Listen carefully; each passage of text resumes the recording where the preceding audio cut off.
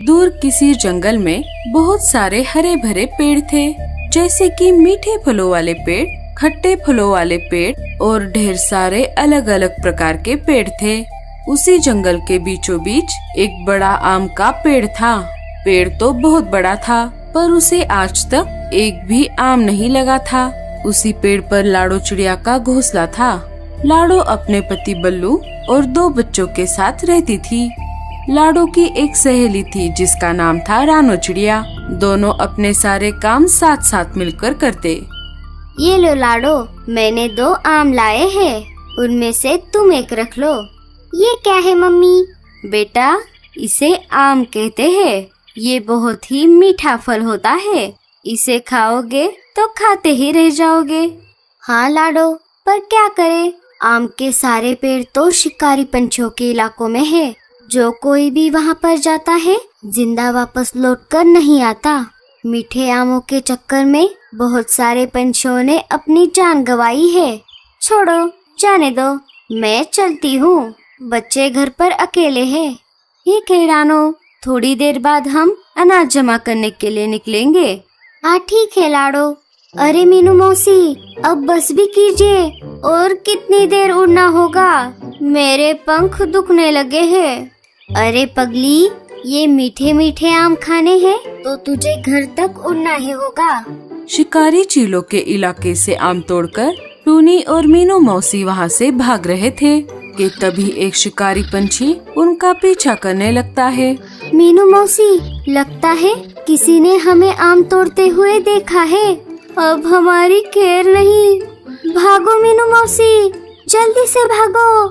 अरे, मुझे तेज भागने की जरूरत नहीं है। मुझे तो सिर्फ तुझसे ज्यादा तेज उड़ना है। वो कैसे मीनू मौसी? अरे पगली, तू पीछे रह जाएगी तो वो शिकारी पंछी तुझे ही खा जाएंगे ना। नहीं नहीं मीनू मौसी, ऐसा मत कहिए। मेरे लिए रुक जाइए, मैं भी आपके साथ साथ उड़ूंगी। दोनों जैसे तैसे करके अपने घर तक आ जाती है। घर आते ही दोनों हांफने लग जाती है। हाँ मीनू मौसी, आपने ऐसा क्यों किया? अगर मैं पीछे रह जाती तो वो चील मुझे ही खा जाता। आप बहुत बुरी हो। अरे पगली, अगर मैं ऐसा नहीं करती तो तू सच में पीछे रह जाती। देख, तू अब मेरे साथ है। चल, अब कोई और टपक पड़े, इससे पहले ये आम हम खा लेते हैं। आहा हा हा हा, कितनी अच्छी खुशबू आ रही है।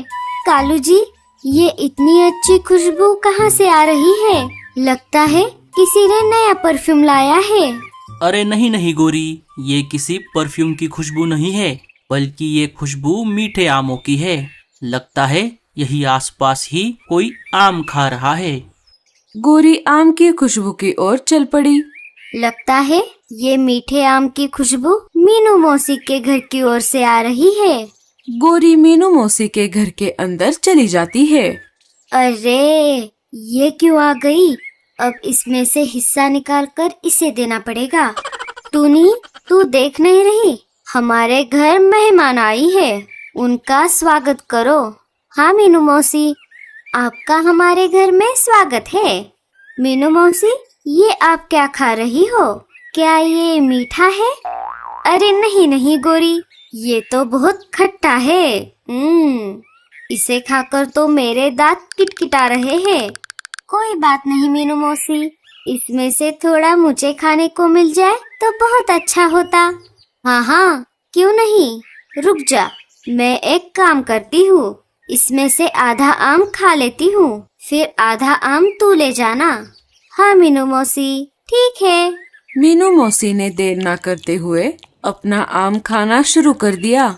उन्होंने थोड़े समय में ही पूरा आम चट कर दिया। ये लो गोरी, तुम्हारा आधा आम। गोरी ने उसे उठाया और अपने घर की तरफ चल पड़ी। पागल कहीं की, मेहनत करूँ मैं और आम खाए ये। ये देखिए कालू जी, आखिर में ये मीठा आम लेकर आ ही गई। हाँ हाँ गोरी, खा लो, बस मुझे परेशान मत करो, मुझे सोने दो। गोरी ने आम खाने की बहुत कोशिश की, पर उसे आम खाया नहीं जा रहा था। अरे, ये आम टूटता क्यों नहीं? कालू ने आम की ओर देखा और जोर जोर से हंसने लगा। अरे गोरी, ये कोई आम नहीं, ये तो आम की गुठली है। ये गुठली तुम कहाँ से उठा लाई? इसका मतलब मीनू मौसी ने मुझे फंसाया है। मीनू मौसी, आपने ये अच्छा नहीं किया। मैं आपको छोड़ूंगी नहीं। अब एक काम करो, इस गुठली को जमीन में गाड़ दो। जब इसका पेड़ बन जाएगा तब तुम्हें ढेर सारे आम खाने को मिलेंगे। हाँ हाँ ठीक है, मैं ऐसा ही करती हूँ। इधर रानो और लाडो अनाज लेकर अपने घर वापस आ जाती है। लाडो, मैं बहुत दिनों से देख रही हूँ तुमने अपना घोंसला इसी पेड़ पर बनाया है।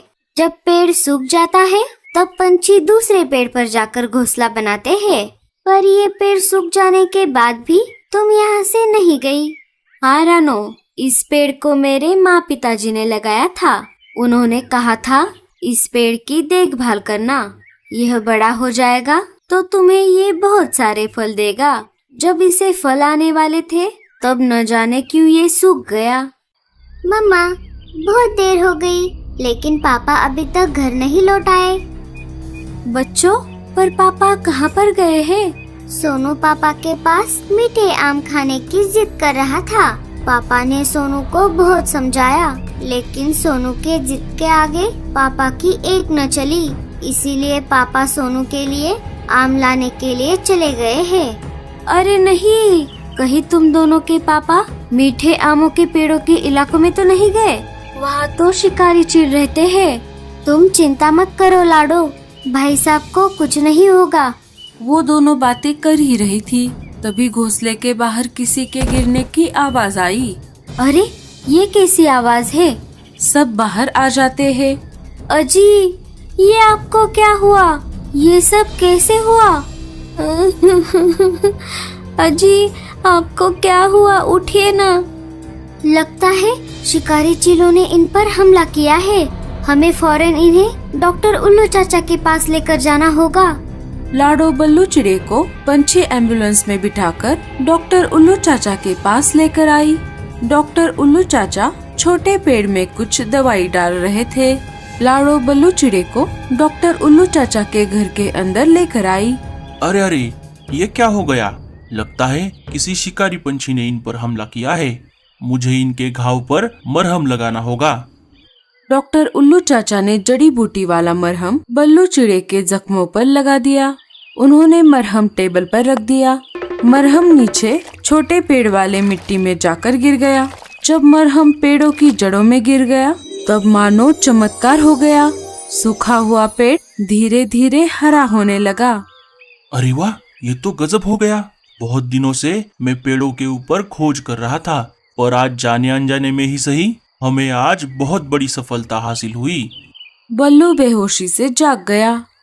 आपका बहुत बहुत शुक्रिया चाचा जी, आपने मेरे पति की जान बचाई। मैं जिंदगी भर आपकी कर्जदार रहूंगी। अरे लाडो, शुक्रिया तो मैं तुम्हारा करना चाहूँगा। बहुत दिनों से मैं सूखे पेड़ों को दोबारा हरा बनाने की औषधि बना रहा था, पर उसमें मुझे सफलता नहीं मिल रही थी। पर आज गलती से मुझे वो औषधि मिल गई। उसमें एक जड़ी बूटी की कमी थी। उल्लू चाचा, क्या हम इस औषधि से किसी भी पेड़ को हरा भरा कर सकते हैं?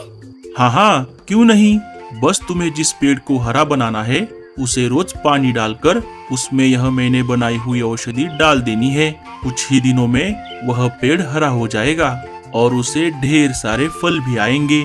लाडो, क्या तुम भी वही सोच रही हो जो मैं सोच रही हूँ? हाँ रानो, उल्लू चाचा, क्या आप हमें ये औषधि बनाकर दे सकते हो? हाँ हाँ, जरूर, क्यों नहीं। बल्लू को देखभाल के लिए यहीं पर रहना होगा। ठीक है चाचा, मैं उनका अनाज और लगने वाली चीजें ला कर दूंगी। कुछ ही देर में डॉक्टर उल्लू चाचा ने औषधि बना ली। रानो और लाडो पेड़ के पास आ जाते हैं। चलो लाडो, हम पानी लाकर पेड़ को डालते हैं। इधर गोरी और कालू मीठे आमों के चक्कर में शिकारी चीलों के इलाके में आ जाते हैं। कालू जी, जल्दी जल्दी आम खा लीजिए। क्या पता बाद में आम खाने को मिलेंगे या नहीं। अरे 4-5 आम खा तो चुका हूँ, और कितना खाऊं? अगर एक और आम खा लिया तो मेरा पेट यहीं पर फट जाएगा। मीनू मौसी, पीछे देखो, पीछे पीछे तो देखो। अरे टूनी, जब भी तू ऐसा कहती है कोई ना कोई मुसीबत खड़ी हो जाती है। पीछे देखने से पहले भागो यहाँ से। दोनों चिल्लाते हुए वहाँ से भाग जाती है। गोरी उनको भागता हुआ देख लेती है और वो भी वहाँ से भाग जाती है। इधर रानू और लाडो ने पेड़ को पानी देना शुरू किया था। 2-3 दिन उन्होंने पेड़ को पानी दिया और डॉक्टर उल्लू चाचा ने दी हुई जड़ी बूटी वाली औषधि डाल दी। तुम दोनों इस सूखे पेड़ को 4-5 दिनों से पानी क्यों डाल रही हो? सूखा हुआ पेड़ क्या कभी हरा होता है भला?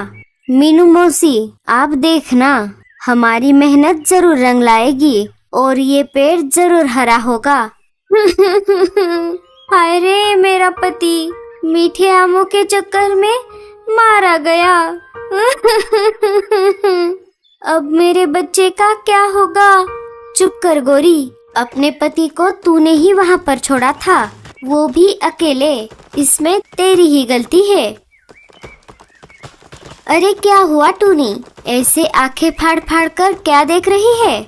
मीनू मौसी, देखो ना, इस पेड़ को तो पत्ते आ रहे हैं। सारे देखते हैं तो क्या, पेड़ सच में हरा भरा हो रहा था और उसको बड़े बड़े आम भी आ रहे थे।